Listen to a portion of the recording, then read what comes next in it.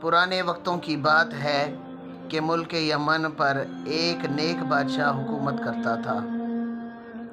وہ اپنی رعایا کے ساتھ بہت نیک سلوک کرتا تھا۔ اس کی 4 بیٹیاں تھیں، جن میں سے ایک شہزادی بہت حسین تھی، جس کی خوبصورتی پر باقی شہزادیاں نفرت کرتی تھیں۔ اس شہزادی کا نام شہزادی سوہا تھا۔ ایک دفعہ ان کا باپ کسی کام کی غرض سے بیرون ملک گیا۔ اس نے اپنی ساری بیٹیوں سے ان کی خواہشات پوچھیں کہ ان 3 بہنوں نے قیمتی زیورات لانے کو کہا۔ جب بادشاہ نے چھوٹی بیٹی سے پوچھا، اگر تمہیں کسی چیز کی ضرورت ہو تو مجھے بتا دو۔ شہزادی سوہا نے کہا، مجھے ایک گلاب کا پھول چاہیے۔ ان کا باپ کوئی نہ کوئی بات بھول جاتا تھا، اس لیے صرف شہزادی سوہا کے لیے پھول لے آیا، باقی چیزیں وہ بھول چکا تھا۔ جب وہ گھر آیا تو شہزادیاں دروازے پر کھڑے اپنے باپ کا انتظار کر رہی تھیں۔ جب ان کا باپ آیا تو صرف ایک پھول کے علاوہ اس کے پاس کوئی چیز نہ تھی۔ شہزادیوں نے اپنے باپ کو برا بھلا کہہ کر باپ کی نافرمانی شروع کر دی۔ شہزادی سوہا کمرے میں جا کر رونے لگی۔ اس کا باپ کمرے میں آیا، اس کا پھول اسے دے دیا۔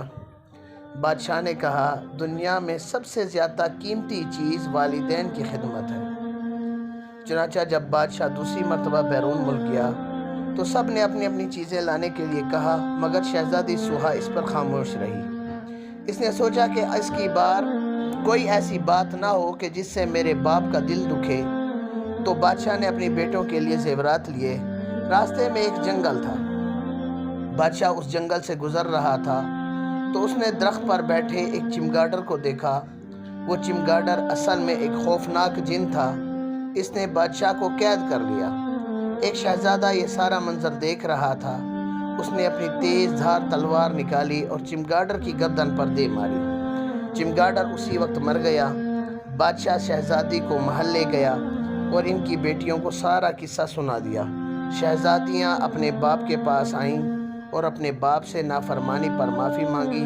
بادشاہ نے اس وقت اپنی ساری بیٹیوں میں سے سوہا پر فخر محسوس کیا اور اپنی ساری بیٹیوں کو گلے لگا لیا۔